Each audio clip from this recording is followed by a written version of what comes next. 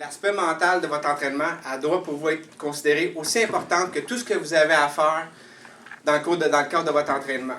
Parce que vous avez beau assimiler tout l'aspect technique de ce que vous avez à faire, quand vous êtes à l'entraînement, vous le pratiquez, puis vous l'assimilez.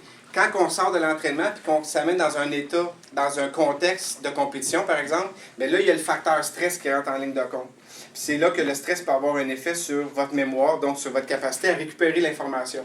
Donc cet état-là, on ne peut pas juste en tenir compte quand on va tranquillement s'en aller en compétition. Souvent, il va être trop tard. C'est quelque chose qu'on doit tenir compte et qu'on doit apprendre à maîtriser à l'entraînement. L'état idéal de performance, EIP. Comment être dans son EIP. Le EIP, c'est quoi? C'est un état de conscience modifié. C'est un état très particulier qui est différent de quand vous êtes détendu chez vous. C'est un mix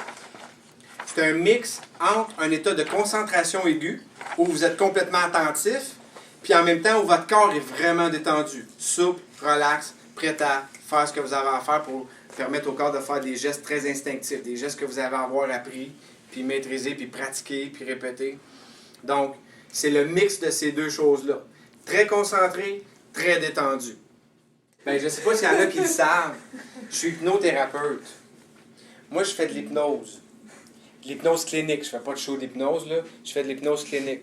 C'est pour ça qu'avec des athlètes, on peut travailler en hypnose pour susciter des images, amener un apaisement, tout ça. Fait que ça peut être intéressant. Je l'ai fait avec des athlètes avant des compétitions, avec des résultats très intéressants aussi. Donc moi, je fonctionne, c'est pour ça que je parle beaucoup de stress, parce que toutes les problématiques que je traite en hypnothérapie, à la base, ils ont pratiquement tout le stress comme point en commun. Tu sais. Mais en même temps, quand j'ai reçu ces athlètes-là, je trouvais ça tellement... Parce que moi, premièrement, ma passion, c'est la relation d'aide. J'aime être avec les gens. La deuxième, c'est l'hypnothérapie. Parce que l'hypnothérapie, c'est comme présenté à moi à un moment donné. Fait que j'adorais ça, parce que c'est un outil thérapeutique qui est fantastique. Puis à un moment donné, je me suis mis, sans trop le vouloir, à recevoir des athlètes. Là, j'étais aux anges. Là, je baignais là, dans mes 3 passions. Là, parce que tu vas voir les athlètes un petit peu à l'aréna. Puis parce que j'adore le sport, j'aime la compétition. Fait que c'est pour ça que j'ai développé cette expertise-là. Si vous seriez effoiré devant la télévision, devant votre émission préférée, ouais. Puis, non, pas trop attentif, ça va. Puis que vous aviez une pensée négative, vous n'en auriez rien à cirer, parce que ça ne vous amènerait pas un état, vous êtes dans un état relax, c'est pas la pensée négative qui est le problème, c'est la sensation. Puis la première affaire qu'on a tendance à vouloir faire, c'est d'accoler une pensée positive pour essayer de contrecarrer la pensée négative. On fait tout ça en général. Ce que ça fait, premièrement, c'est plus ou moins efficace, parce qu'en général, votre cerveau, lui, il récupère, il est concentré sur la menace. N'oubliez pas.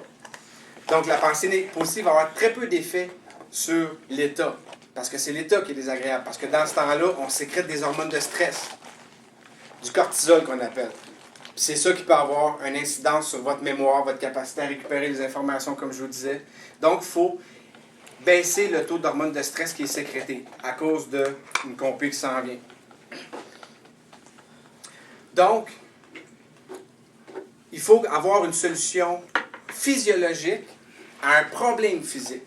C'est l'état qu'on veut apaiser. C'est-à-dire qu'à partir de maintenant, votre premier réflexe, s'il y a quelque chose comme ça qui se passe quand vous entrez soit à l'entraînement, premièrement, ou quand vous vous approchez d'une compétition, votre premier réflexe, ça va être de porter votre attention sur votre respiration. Donc là, vous allez avoir un effet physique, un effet physiologique sur la sensation qui est désagréable. Quand on vit du stress, là, qu'on sent la boule ici, là, ça vous est déjà arrivé? Ouais, vous savez un peu de quoi je parle. En portant votre attention sur votre respiration, une respiration un peu particulière, on appelle ça la respiration consciente. C'est-à-dire qu'on respire de façon abdominale. Mais en fait, vous... 4, 5, détendez-vous, puis concentrez-vous sur les sensations de relâchement que ça vous amène. On commence. 1,